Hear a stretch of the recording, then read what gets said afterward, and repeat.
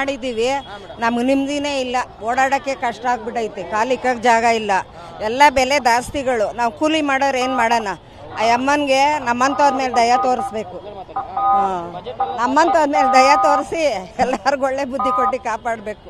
ಎಲ್ಲ ವರಮಹಾಲಕ್ಷ್ಮಿಗೆ ಒಳ್ಳೇದಾಗಲಿ, ಆದ್ರೆ ಇಷ್ಟು ರೇಟ ಮಾಡಬಾರ್ದು. ಭಾಳ ಕೆಟ್ಟಾಗೈತೆ, ಗಲೀಜಾಗಿದೆ. ಈ ಥರ ಹೂವಿನ ರೇಟ್ ಜಾಸ್ತಿ ಮಾಡಬಾರ್ದು. ಒಬ್ರು 4,000, 8,000, 10,000 ಜಾಸ್ತಿ ಕೊಡಂಗಿಲ್ಲ, ಆಗಂಗಿಲ್ಲ. ಮತ್ತೆ ಏನು ಮಾಡ್ಬೇಕು? ಬಡವ್ರು ಅಂದ್ರೆ ಶ್ರೀಮಂತರಿಗೆ ಬೆಲೆನೇ ಇಲ್ಲಿ, ಎಲ್ಲ ತಗೊಳಕಬೇಕು. ಎಲ್ಲ ಹೂವು, ಹಣ್ಣು, ಕಾಯಿ, ಬಾಳೆ ಎಲೆ, ಕಂಬ ಇಷ್ಟೊಂದೆಲ್ಲ ತಗೊಂಡಿದ್ದೇವೆ. ದುಡ್ಡು ಸಲ್ಲಂಗಿಲ್ಲ, ಮೇಂಟೈನ್ ಮಾಡೋಕ್ಕಾಗಲ್ಲ. ಎಷ್ಟು ಗಲೀಜೈತಿ ನೋಡ್ರಿ. ಏನು ಮಾಡ್ತಾರೆ ಸಿದ್ದರಾಮಯ್ಯ? ತಲೆ ಟೊಪ್ಪಿಗೆ ಹಾಕೊಂಡು ಹೋಗೋದ. ಸಿದ್ದರಾಮಯ್ಯನ ಕೆಲಸ ಏನೇ ಇಲ್ಲ. ತುಂಬ ಜಾಸ್ತಿ ಆಗಿದೆ ರೇಟ್ಸ್ ಎಲ್ಲ. ಹೂವಂತೂ ಮಾತೇ ಆಡ್ಸೋಕ್ಕಾಗ್ತಾ ಇಲ್ಲ, ಹೆವಿ ಜಾಸ್ತಿ ಇದೆ ರೇಟ್ಸ್.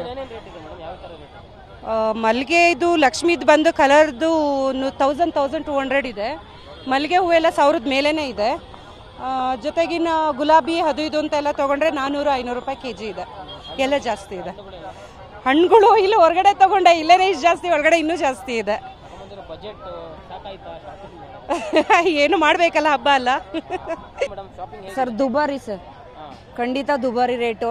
ಬಡವರಿಗಂತೂ ಹಬ್ಬನೂ ಮಾಡಬೇಕು, ಈ ಕಡೆ ತಗೋಬೇಕು ಅಂದ್ರೆ ಆಗಲ್ಲ. ಸ್ವಲ್ಪ ರೇಟ್ ಕಮ್ಮಿ ಮಾಡಿದ್ರೆ ಸರ್ಕಾರ ನಮಗೂ ಒಳ್ಳೇದಾಗತ್ತೆ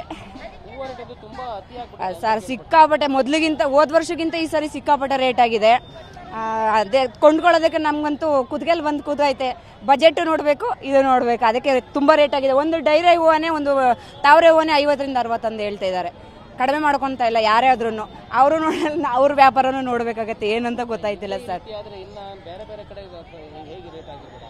ಸರ್ ನಮ್ಮ ಇಲ್ಲಿಗಿಂತ ಅಲ್ಲಿ ಮನೆ ಹತ್ರ ತೊಗೊಂಬರೋರಿಗೆ ಅವ್ರಿನ್ನ ರೇಟ್ ಹೇಳ್ತಾ ಇದ್ದಾರೆ ಸರ್. ಕಂಪಲ್ಸರಿ ಅವ್ರದ್ದು ವ್ಯಾಪಾರ ಅಂತಿದೆ, ಅವ್ರನ್ನು ಹೇಳೋಕ್ಕಾಗಲ್ಲ. ಅದಕ್ಕೆ ನಾವು ಮಾರ್ಕೆಟಿಗೆ ಬರ್ತೀವಿ, ಮಾರ್ಕೆಟಲ್ಲಿ ಕೂಡ ಅದೇ ರೇಟ್ ಹೇಳ್ತಾ ಇದ್ದಾರೆ. ಏನು ಮಾಡ್ಬೇಕು ಹೇಳಿ ನೀವೇ? ಏನು ಮಾಡೋಕ್ಕೆ ಸರ್?